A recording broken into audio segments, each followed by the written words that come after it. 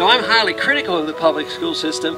I praise homeschoolers, but I have to admit I went through the public school system, and so did my children. But I always thought it was a struggle to relearn or get rid of those things that were put into my brain that I thought turned out to be incorrect. So in economic policy or the understanding of the Constitution. So that is why, I have a lot of optimism, and one of them has to do with the homeschoolers. And all I have to do is look around and see if there's a contest, a spelling bee or some other geography, and I say, oh, those homeschoolers are doing pretty good. I guess they're getting a pretty good education.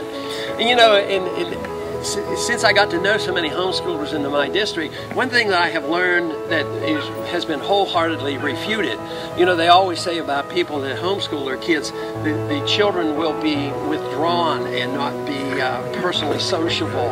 And all I know is that first thing is when I would campaign, the homeschoolers, actually, they were allowed out of school to come to an event, such as a politician being in town.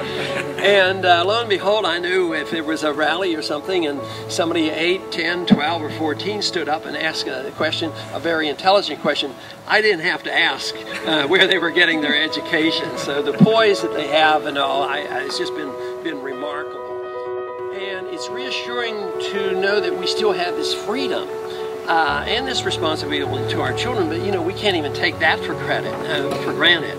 Because in the 1980s in Texas, homeschooling was severely challenged, and I believe the challenge will return if we are not careful.